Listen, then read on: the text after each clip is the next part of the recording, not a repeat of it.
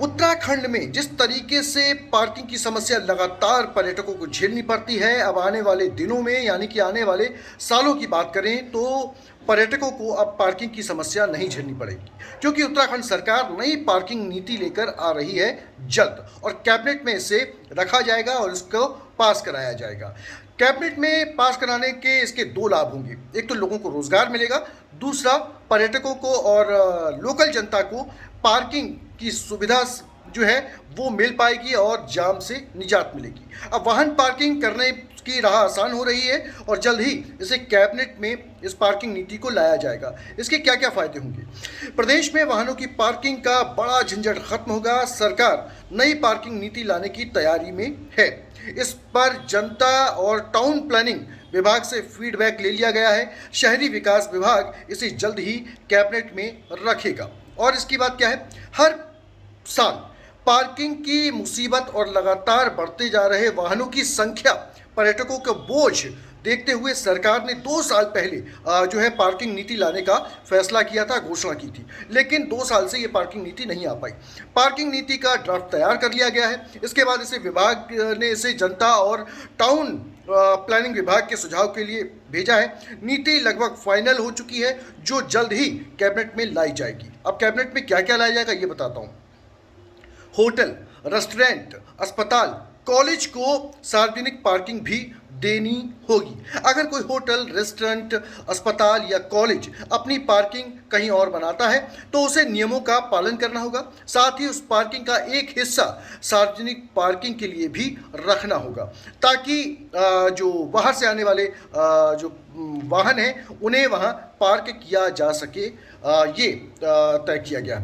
समिति तय करेगी कि पार्किंग स्थल और उसका टैरिफ क्या होगा। इसके लिए एक समिति बनाई जाएगी। सभी शहरों में पार्किंग स्थल के चयन और वहां से वसूले जाने वाले टैरिफ के लिए संबंधित विकास प्राधिकरण के उपाध्यक्ष की अध्यक्षता में एक समिति का गठन किया जाएगा आने वाले दिनों में।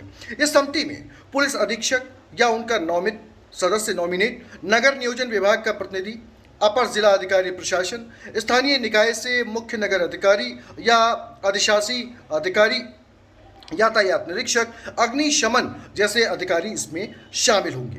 पर्यटकों को इससे बड़ी राहत मिलेगी और लंबे जाम से निजात मिलेगी। आमतौर पर जो पर्यटन सीजन होता है उसमें पार्किंग पर्याप्त ना होने के चलते मसूरी और नैनीताल जैसे पर्यटक स्थलों पर लंबे लंबे जाम दिखाई पड़ते हैं और लग जाते हैं। घंटों लोग जाम में जूझने के बाद या तो लौट जाते हैं या किसी तरह आगे बढ़ पाते हैं। तो पार्किंग नीति आने के बाद इतनी पार्किंग हो जाएगी कि लोगों को अपने वाहन खड़े करने में परेशानी नहीं आएगी। अब पार्किंग जो है, क्योंकि 300% की दर से जो है वाहन की संख्या बढ़ रही है उत्तराखंड में आने वालों की। प्रदेश में करीब 300% की दर से वाहन बढ़ रहे हैं। राज्य गठन के समय 3,63,916 वाहन थे, जिनकी संख्या बढ़कर करीब 28,80,520 पहुंच गई है। ये तो राज्य की बात बता रहा हूँ, पर्यटकों की बात अलग है। जो उनके वाहन है उनकी संख्या अलग होगी। इसमें निजी वाहनों की संख्या ही करीब 26 लाख से अधिक है। अब पार्किंग नीति में होंगी पार्किंग की 3 श्रेणियां, यानी कि 3 श्रेणियों में विभाजित होगा।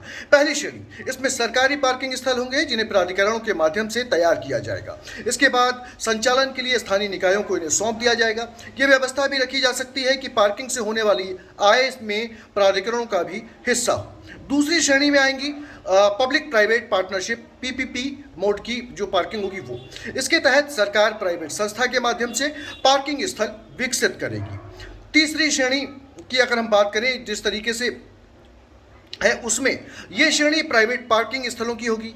इसमें मल्टी लेवल पार्किंग के तहत अगर कोई निर्माण करता है तो निर्माणकर्ता को टॉप फ्लोर पर और उसके निजी व्यवसाय के लिए जैसे होटल, रेस्टोरेंट या कोई अन्य व्यवसाय संचालित करने की अनुमति रहेगी। नई पार्किंग नीति में प्रावधान किया गया है कि अगर कोई लैंड यूज यानी कि भू उपयोग बदलना चाहता है तो वो उसे निःशुल्क जो है बदल सकेगा। हाँ, अगर शहर में कोई कृषि भूमि है तो बिना भू उपयोग बदले खुली पार्किंग तैयार कर सकेंगे और पार्किंग क्षमता की एवज में शुल्क प्राधिकरण को ही मिलेगा। ये बात कही गई है। तो ये नई पार्किंग नीति जो है मैंने इसके अहम बिंदु बताए आपको। ये पार्किंग नीति कैसी लगी, इसके जो पॉइंट्स हैं ये आपको कैसे लगे, कमेंट करके ज़रूर बताएं।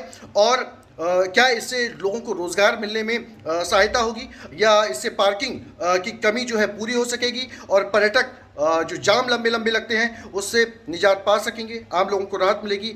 क्या आपको ऐसा लगता है? कमेंट बॉक्स में कमेंट ज़रूर करें और चैनल को सब्सक्राइब करें और बेल आइकन को ज़रूर दबाएं।